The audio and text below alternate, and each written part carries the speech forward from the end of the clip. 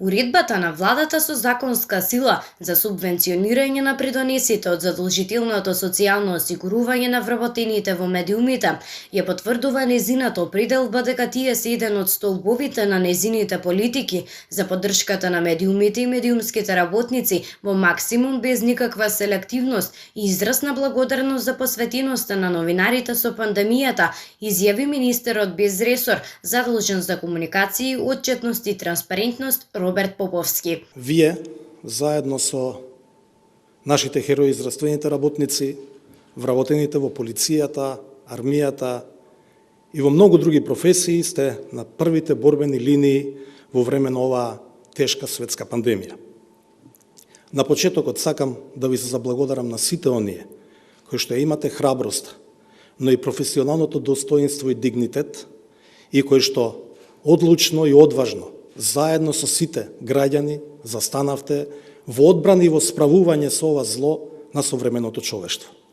При тоа вашиот начин на презентирање на информациите, професионален и етички, многу значи вистината да допре до граѓаните и верувам дека со уште поголем ангажман и амбиции ќе продолжите така и понатаму. Тој на заедничката пресконференција со вице-премиерот Бујар Османи истакна дека критериумите за субвенциите се многу јасни и прецизни, а се изработени со целосна консултација со самостојниот синдикат на новинарите и новинарските здруженија. Уредбата ги опфаќа сите медиуми и се базира на начинот на кој тие се регистрирани согласно законските норми. Можат да добијат ваква поддршка медиумите кои имаат дозвола за телевизиско или радио емитување дадени од страна на Агенцијата за аудио и аудиовизуални медиумски услуги на Република Северна Македонија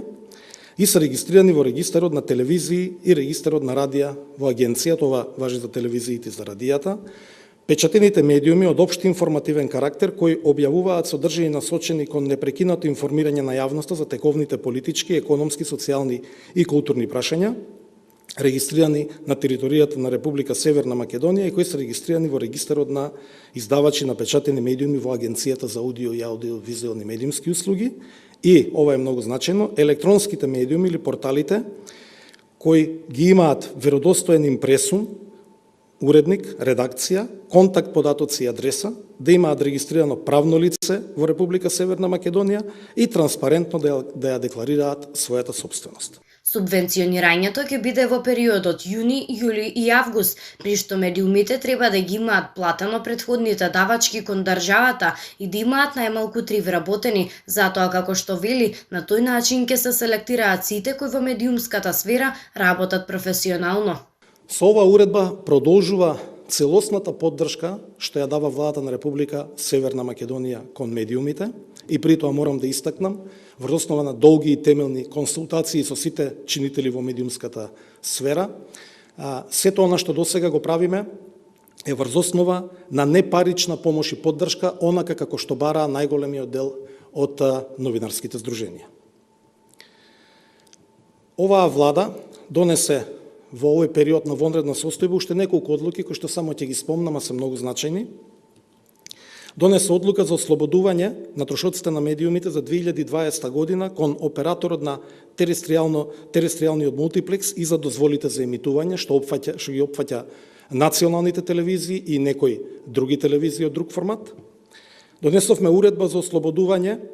од трошоци за радијата за нивните радиофреквенции. Се подготвува уредба, колку што сум информиран и очекувам дека многу скоро ќе ја донесеме, за ослободување на трошоците за пренос на сигнал на останатите телевизии. Тука се оние кои што имаат кабелска сателитска дозвола за емитување, регионалните и локални телевизии, а исто така да подсетам дека медиумите